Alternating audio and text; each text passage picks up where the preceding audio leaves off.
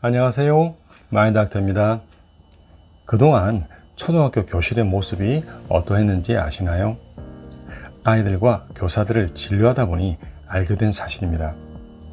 20여 명밖에 안 되는 그 교실에서 벌어지는 현상들은 정말 기막히고 우려스럽습니다.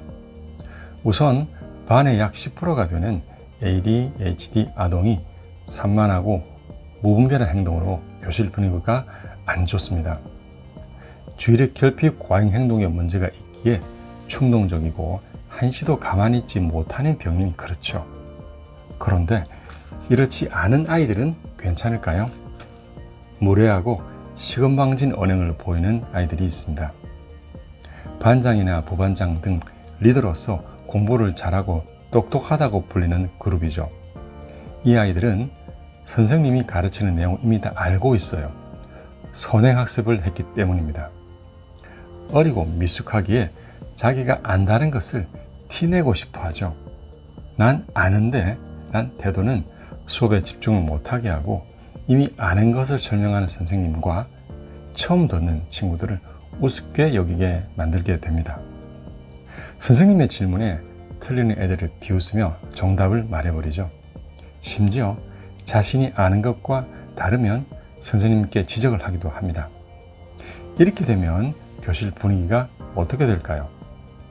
치료받고 있지 않는 ADHD 아동과 너무 똑똑한 애들, 그리고 품면장애까지 이러한 세 그룹은 어느 교실이나 존재하며 반의 분위기를 좌우합니다. ADHD 아동은 집중력이 없는 것이 아니라 좋아하는 것에만 몰입하니 이 지루한 공부에는 사부적거리고 일어나서 돌아다니요 무분별한 말을 해서 면학 분위기를 흔들죠.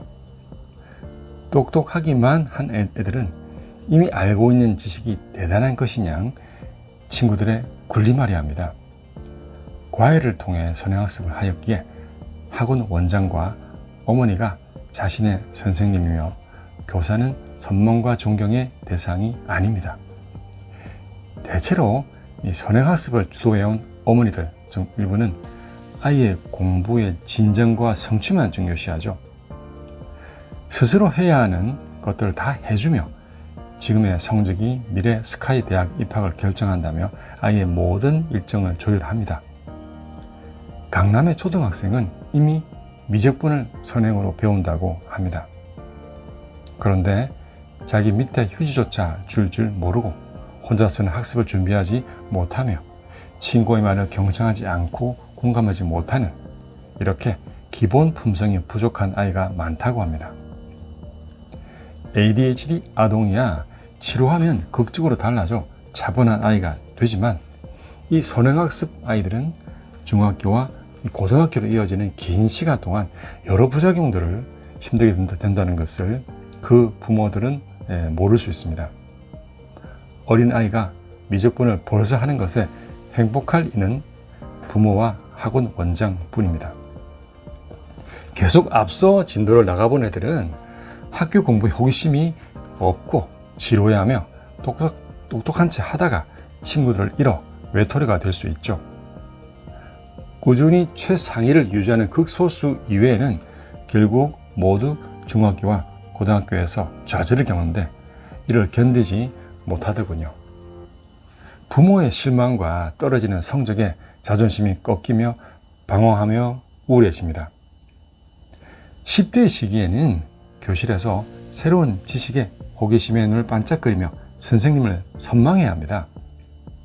친구들의 굴림보다는 같은 입장에서 어깨동무하며 갈등 해결을 해나가며 작은 사회를 배워야 하죠. 지식으로 무장한 똑똑한 아이보다는 지혜로운 아이로 키워야 하지 않을까요? 미적분을 풀 수 있는 아이보다 교실에서 배운 내용이 더 궁금해서 사전과 지도를 펼치는 아이가 문제 해결 능력을 기르며 지혜롭게 자랍니다. 스스로 하는 책임과 성실을 체득한 아이가 경청과 공감을 하니 친구들이 모여 온화한 리더가 됩니다. 초등 과정을 이미 다 학습한 부모와 아이가 학교와 교사를 존중하기 어렵습니다. 이렇게 성장했던 아이들이 이제 사회에 진입하고 있습니다. 직장에서 상사에게 제가 왜 이 일을 해야 하나요? 따져 묻고 조직과 동료들의 화합하는 노력을 왜 해야 하는지 묻는 젊은이들이 있습니다. 협동과 교감보다는 개인주의와 성과주의로 자라났고 인간적 면모가 부족한 청년들을 보면서 그 어린 시절이 어떠했는지 상상해 보는 것이 어렵지 않는 것이 우리의 비극입니다.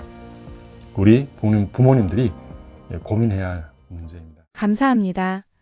마인드닥터였습니다. 이 영상을 지인들과 공유해 주세요.